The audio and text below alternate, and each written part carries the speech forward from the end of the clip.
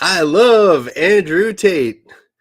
That's what I heard this little kid say the other day. It was like, "What are you talking about, kid? Welcome to the superpilotish channel." And today, my name is Graham Wilson, and today, in my basement, I'm going to be talking about Andrew Tate. Well, not really. See, so this little kid said, "I love Andrew Tate." So I was like, "What's this all about?" So just walking down the street. I Googled it up. Turns out this guy's a weatherman down in Texas, Tyler, Texas, KLTV. So I ended up following him on Twitter, and he follows me back. So there you go. Andrew Tate follows me. Isn't that cool? So he's a really good weatherman, and I like the guy. He's pretty energetic and nice fella. Seems like. Actually, I like anyone that follows me on Twitter X. So I'm gonna get at my whiteboard here, and I was thinking about, usually I can't figure out something to say about the about my show here, but we had a bit of a storm come through here yesterday, so I thought, hey, I'll just talk about the weather. Well, I will because like as you get a little bit older, you kind of you detect these little patterns that kind of just in life that kind of happen, and it's like, oh yeah, standard summertime thunderstorm here, I gotta adjust my little camera here a bit more. There we go. All right. And so I was like, okay, I came up with an idea for the show. Oh, hey, Greg. And Greg, I do have a Scott Adams whiteboard here. Mine's a little bit smaller, and I'm going to show you right now.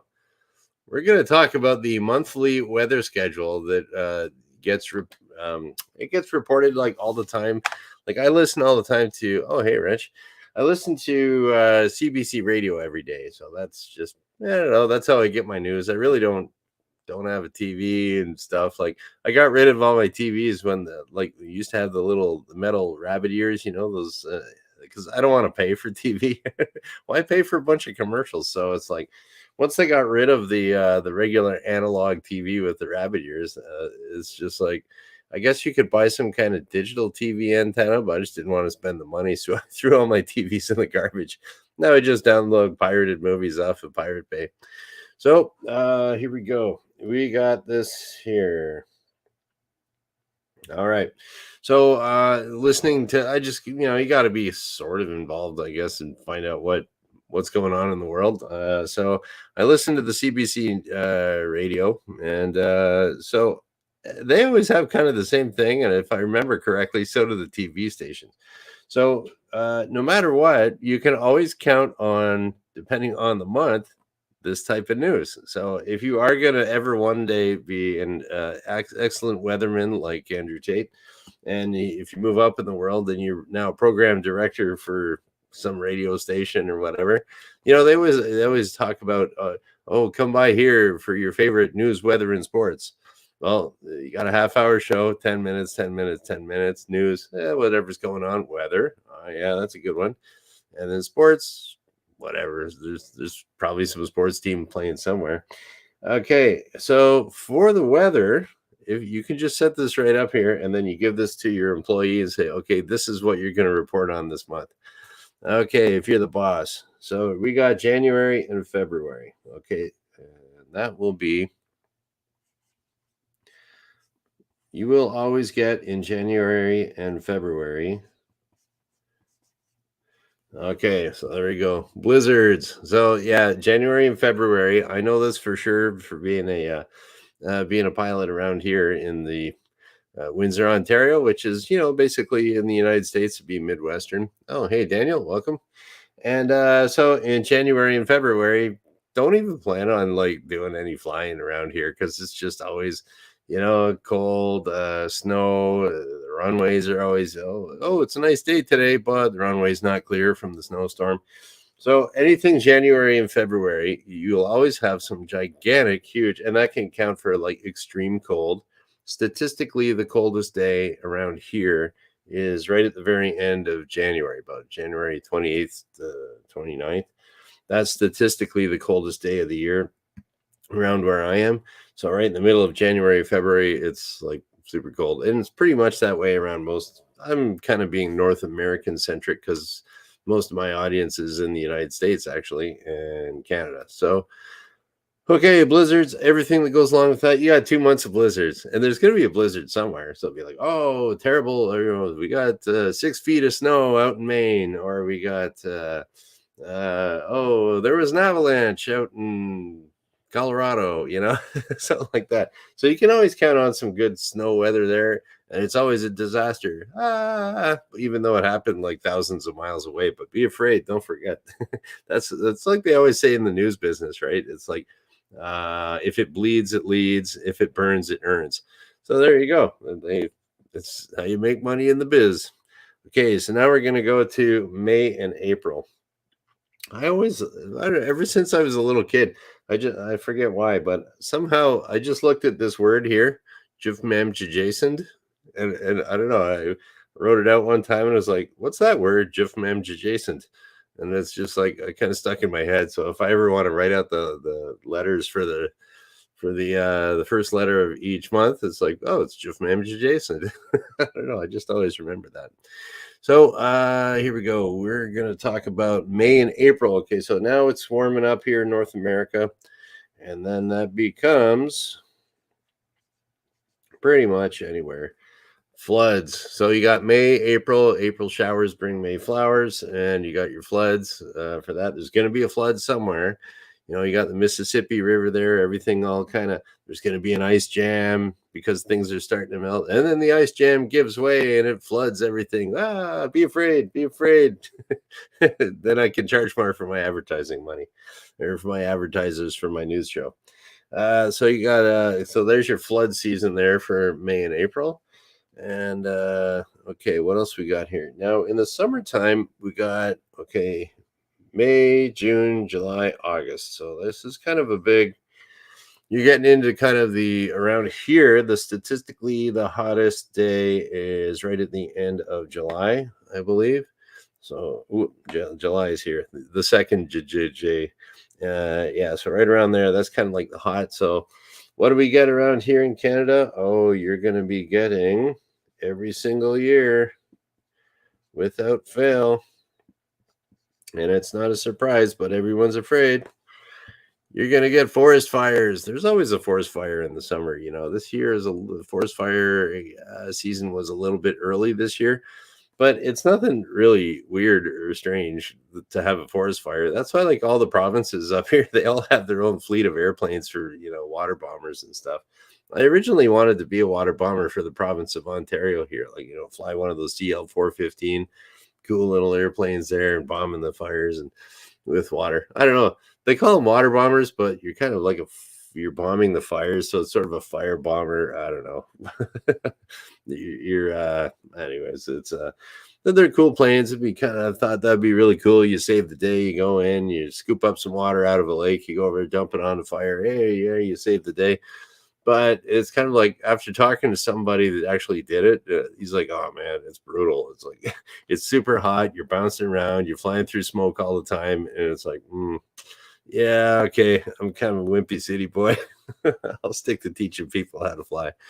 And so what else we got here? We got forest fires. Oh, and if you are down in the U.S. of A., we get them up here too. Up here in Canada, we get them, but it's like in the States, you get a bunch of tornadoes. So you're gonna get a tornado wreck. That's so it's like, oh, here came a tornado. Like there's tornadoes all over the place all the time. So maybe some hail damage with that, big storms. Ooh. And then also you can also count over in, I was kind of Googling it a bit, and it's also typhoon season. So if there's nothing really happening over here, we'll put that in brackets. Okay, it's typhoon season in Japan somewhere in here. So, you can always get lots of good footage from, typhoon season in Japan, and it's all rainy, and I don't know, buildings are always shaking in Japan because they build them to be all shaky and it looks better for the camera. They do that for they put shock absorbers on their buildings for the earthquakes and stuff. So yeah, so there we go. Now we are coming up to, oh yeah, here we go. So we're up to August, now we're up to September and October. Oh, if you live down in the Keys, or if you live in the Bahamas, or you're living in the Caribbean, you know what season that is you're gonna get a hurricane. So there we go. So you can count on that for your news show, for your or for your news, weather, and sports. So, oh, there's going to be a hurricane or two there. You can even now that they can see. Oh, this is where the hurricane's going to go. Be afraid. Ah, okay, I'll be afraid and keep watching. I'll keep watching and being afraid. That's what people like to do. That's how you make the bucks. So, anyways, here we go. Your schedule for your weather schedule for September and October. Just count on some hurricanes. You should be good. And then, okay, what else we got here? We got for November and December. It's kind of different there for November and December because it's like, well, you're not quite into the super cold yet. It's just starting to get a little bit cold here in November and December, but that's okay. It's kind of like a transition season, I guess, to get to the super cold. But for November and December, you got some holidays in there, right? So we'll say holiday travel. I got it right smaller now. Holiday travel. Be afraid. Be very afraid of holiday travel. Ah, yeah, the Americans, they got their Thanksgiving in November, and then everybody's got their Christmas in December there. And oh my gosh, you're gonna have the worst time and the heavy traffic, and oh, airplanes are canceled and stuff. So they actually, okay, here we go. I'm gonna do this. Pilots will appreciate this. Oh, I just have enough room. You see that? The FISRA? That means, and it's got a plus too. So if you're a pilot, you'll know that means heavy plus freezing rain. So you got to learn these little things to read the weather for pilots. So it's heavy freezing rain, and that's when you get. So it's kind of like freezing rain will ground airplanes. Like if it's super cold or whatever, it's not a big deal. The runways can't be icy. That's the thing, and you don't want to be picking up ice. Freezing rain is the worst for even big jets. They can't really take it. They can take a little bit, but yeah, it seems like most of the freezing rain and everything kind of happens. Well, I guess depends on how north you are and stuff like that. But freezing rain's a bad one, and that's where you hear about. Oh, there's a pileup in Atlanta, December 28th. Oh, there was a pileup in Raleigh, December 27th. There was Lexington, Kentucky was shut down here for Christmas on December 25th. So it's kind of like that freezing rain stuff. If you ever get any of that on the roads, especially in the United States, down south, yeah, people down there, they don't really have, they don't have snow tires. They don't have the snow removal equipment that we got up here, salt trucks, stuff like that to melt it, or brine trucks. And yeah, so, and they all got bald tires and stuff like that because the safety standards on the cars are kind of depending on the state. But, so if you're driving around with bald tires in Atlanta and there's freezing rain, you will be in an accident. So, oops, plan accordingly, stay home. So, here we go. And there we go. So you can count on that every single year. Why? Because in my over 50 years of living, I have found every single year that's what happens. So there you go. And if you talk to like anyone that's older than me, I don't know, some old person, it's like, hey, old old Joe out at the airport, you're 95, right? Yeah, I'm 95. Did you ever have blizzards back 90 years ago? Oh yeah, when I was a kid, there was a lot of snow. Hey, old Joe, do you ever remember that there was forest fires? Oh, when I lived up north, all of Timmins burned back when I was 10. Oh, okay, yeah. And you remember any hurricanes there, old Joe? Oh yeah, every year they come up there, and like so. This stuff's always been going on, and you can count on it to schedule it for your weather program. There you go. If it's radio or TV, just give that to the new guy and say, okay, these are your months. Cover that stuff. Google search it. You'll find it. And then you report that. Make everyone scared. We all make lots of money. All right. So there we go. I'll just, I don't know. Did I do my summary on that? I guess I did. I'll just show it to you. January, February, we got blizzards. May, April, we got floods. Oh no, March, April, May, June, July, August, we got forest fires, tornadoes, typhoons in Japan. Oh, it's September and October. You got your hurricane season, and then November, December, holiday travel, freezing rain, all kinds of stuff to get your ratings up. There we go. Now you know how to be a director of news at the, and then I don't know, I guess what would it be? If you're doing, I guess you would be like the weather director for some, I don't know, NBC or whatever, CBC. And that's all you got to know. And then so for news, was it news, weather, sports? I don't know, whatever's happening in the news, there's probably an election. We don't talk about politics here on the Super Pilotish channel, but there's always an election going on somewhere, doing something, and some news. What else is new? Every once in a while, about once a month on average in the world, there's a plane crash. You got to stick that on the news. Whatever. Out of the millions and millions and millions of planes flying around, you get one a month. It's newsworthy. And then, which is statistically not too bad. And what else could you report on? I don't know. Then you got the weather stuff, and then you got sports. There's sports going on. There's always like some big game coming up, whether it's the I don't know, World Series or the Grey Cup or the Stanley Cup or the World Cup, the soccer, football, whatever. Yeah, there's all kinds of stuff. Super Bowl, don't forget that one. Yeah, so you can always find something to report on. But yeah, make sure your weather is nice and scary. Ooh. Okay, so yeah, we'll just kind of take a look at some of these little comments, questions, etc. And yeah, Wrench, I do not have the double whiteboard exactly all rigged up, but I do have two. So I got this one, and then I got the secondhand store, dollar store one that's never cleans up exactly right. So if I need them, I do have another whiteboard. The other one's kind of trashy looking, but that's okay. I'll still use it sometimes. And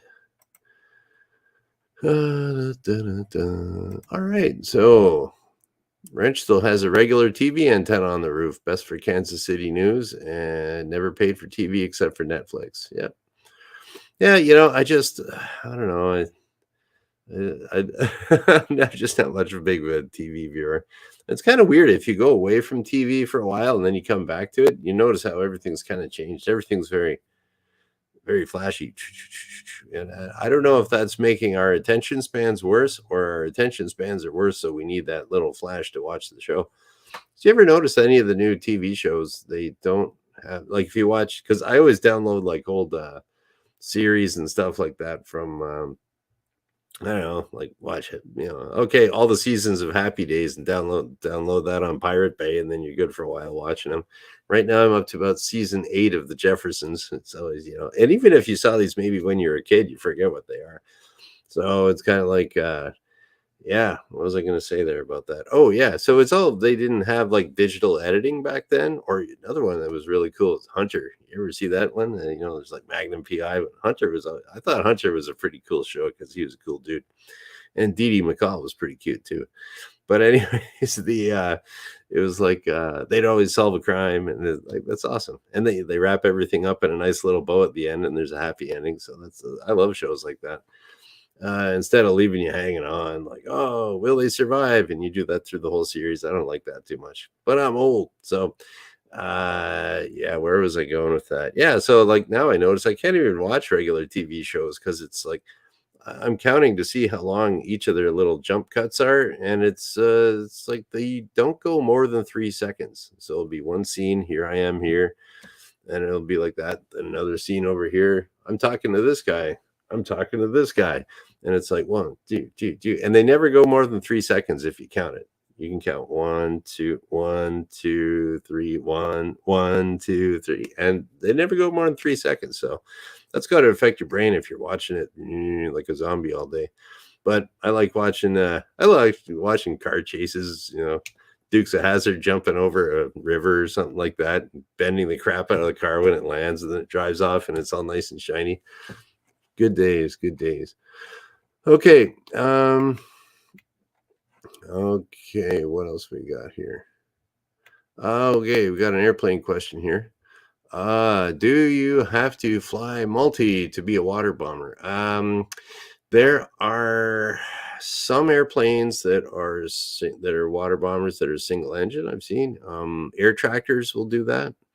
It's kind of like a yeah, like a turbine. They can lift a lot of they can carry a lot of weight, these air tractors. A lot of them are used for like crop dusting and stuff like that, but they're also configured for water bombing. And then most of the time, all the water bombers are multi-engine. Yeah, CL-415s, the older CL-215s, and everything that you see now. They're using like DC-10s and stuff like that out in California, and yeah, so there's a multi, yes, pretty much, except for an air tractor, as far as I know.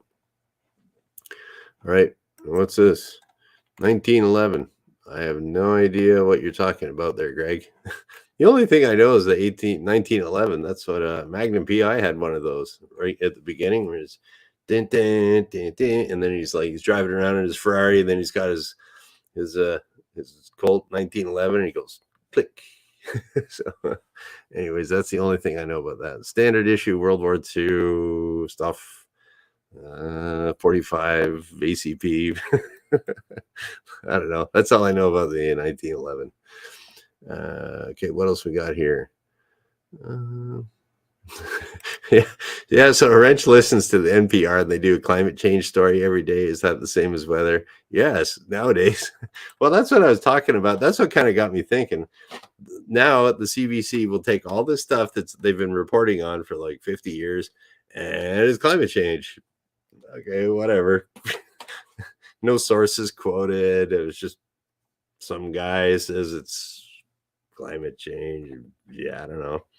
I don't know. Like, don't get me started on climate change because it's like I don't know if that covers my. I don't talk about politics, religion. I don't know if the climate change is political or meteorological. It's kind of it's kind of in between there. Some people see it as meteorological.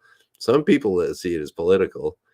I don't know. So, climate change. It's like, well, I know this for a fact that where I live in Windsor, Ontario, which is right at the very bottom of all the Great Lakes were created by the glaciers that were hundreds of feet high, and they all melted off and retreated up into the current glaciers that are up in northern Canada.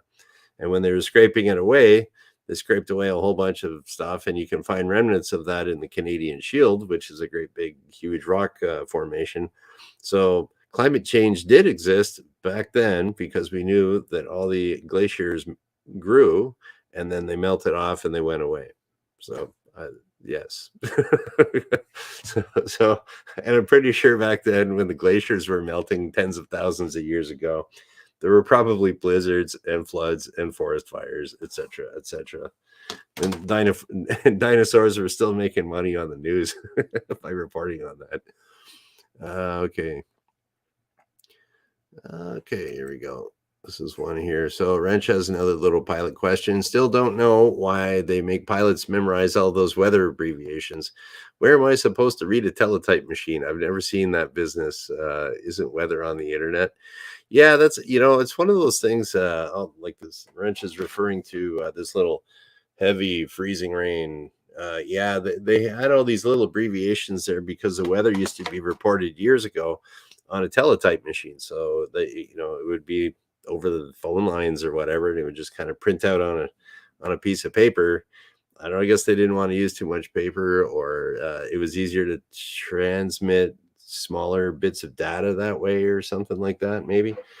But and it was pre-fax machine, so it was yeah. They made all these little abbreviations like that. And why do we have to know them still? Because all the old guys think we have to that work at the FAA and here in Transport Canada. Yeah, I got fooled by a student once because he was flying around. You're like, I would ask him about the weather and he would know it, right? But he was just looking at the plain language. You can get this. You don't need to use those abbreviations, like you say, Wrench. You can get them on the internet. So he was reading. It's like, oh yeah, the ceiling's going to be 3,000 feet, and visibility is going to be over 6 miles. And I was like, oh, okay. So he checked the weather. He knows his stuff. But then, and I recommended him for a flight test, and then he couldn't read the weather. Like, so he ended up failing. Too bad, but that was my bad. I was a brand new instructor, and I just, yeah, I kind of recommended him a little too early. But hey, live and learn. But he fooled me the whole time that I thought he was going to ground school and learning all these little abbreviations and stuff, but he was just looking at the plain weather. And then the examiner caught him on the test, which is what, that's what you got to do. So, yeah. And there's a few other things he was a little rusty on. I probably shouldn't have recommended him, but I mean, he could fly the plane fine. It's just everything else wasn't too great. Okay, so that's that. What else we got here?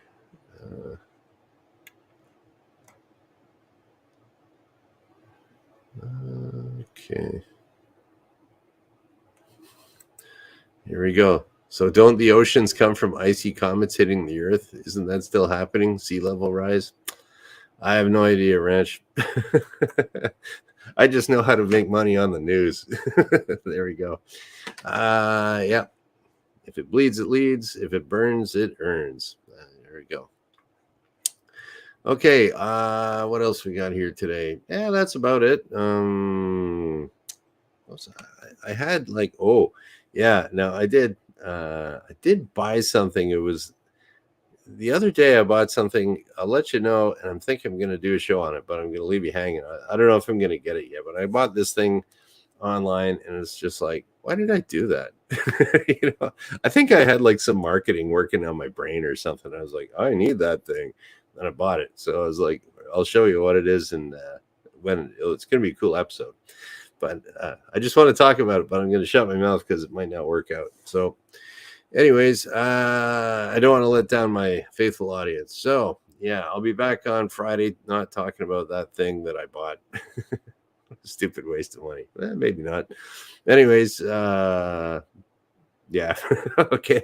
I'll be back on Friday talking about something or other. I do take suggestions, and I check out my comments and everything like that. You put on any of my videos, it just pops up in my email. I don't really get too many, so like I always respond.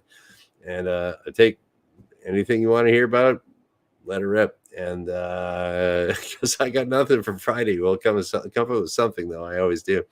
I'll be here on Friday because I do this Monday, Wednesday, Friday at noon Eastern. And we're going to just kind of shut her down. So thank you for watching. Bye.